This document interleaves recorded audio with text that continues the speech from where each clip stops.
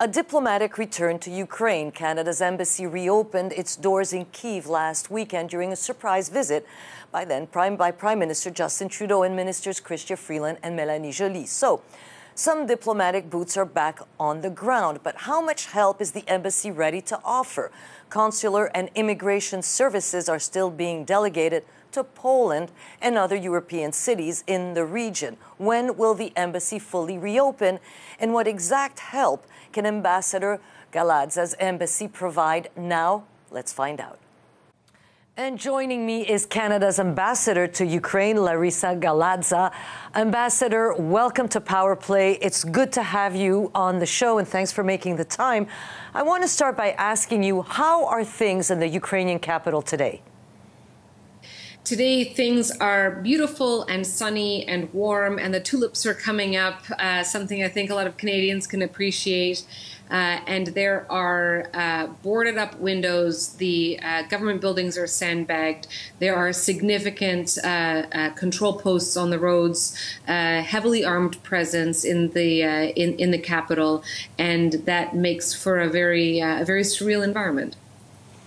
I can imagine, probably not the Kyiv that you knew before, but so the Prime Minister, Ministers Freeland and Joly joined you last weekend to reopen Canada's embassy. Now, we understand it's a gradual restoration of Canada's diplomatic presence on the ground, and that until further notice, consular and immigration services are being provided out of Ukraine. So can I ask you why and what exact services is the embassy offering at the moment?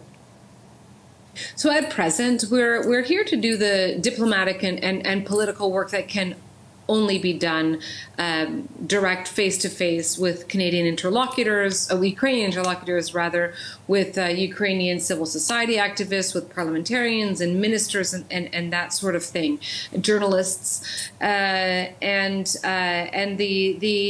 our other programs for the moment continue to operate in Poland, and it's actually not a bad place for them to be, and they're making sure, consular, it's a demand-driven program, and the vast majority of the people that are seeking consular assistance, if we can provide it to them, if there's something we can do, it's something at the border. The vast majority of them are looking for passports, documentation, a letter of facilitation, that sort of thing, and they're coming to the border anyway, and we are well placed in Poland to provide those services, and we have been providing those services all along. But so now that the flag was raised by the Prime Minister last weekend, are people not knocking on the embassy's door, the ones that are still in the capital? I imagine there's still people wanting to leave, even if temporarily. Are you getting any knocks on the embassy's door? And if you do, what do you tell them? We're referring them to our online visa applications and to email addresses that they can direct their inquiries to, and we are well set up to serve those people through those channels. So, give us an example of what kind of help you could give those, because Canada has been very loud in its support of Ukraine and very firm, telling people, we will welcome you in Canada, so on and so forth. So I imagine that message reaches the people of Ukraine, rightly so, who probably come knocking on your door. So what can you offer them, except for referring them, because you said it at the beginning of our conversation, how difficult it must be to move around right now. What can you offer them now if they need your help?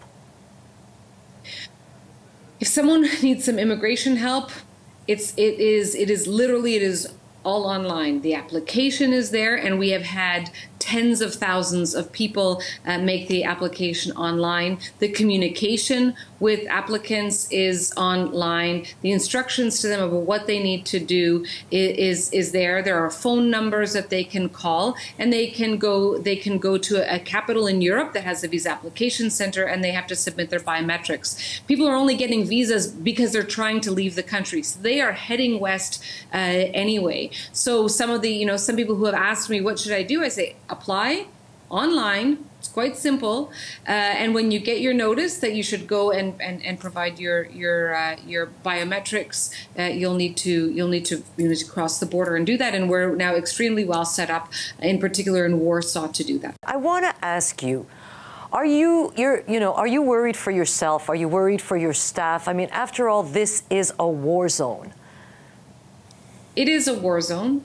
I am not worried for myself because I know what security we have here, and I'm confident that we can stay safe. We can stay safe in the numbers that we currently have, and that's why Canada and actually all the embassies that are in Ukraine are taking this progressive approach to reopening, and we're sharing a lot of the information we need to make those decisions, and in constant contact with Ottawa about that. So we're in a good place right now, and we'll take it step by step. Okay, I don't wish it, but I want to ask you before we leave you.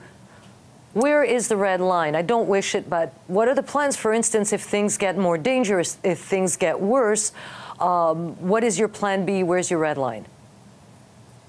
We always need to know that we can leave and be in a safe place if something goes wrong. And so we make those plans. We have those contingencies, and when those contingencies don't suffice, then that's the red line. So it's different in every situation, but I'm very confident that we are here and that the direction that we're going in is a progressive reopening. Larisa Galadza, Canada's ambassador to Ukraine, thanks so much for taking the time. I know it's late for you. Thanks and good luck. Thank you.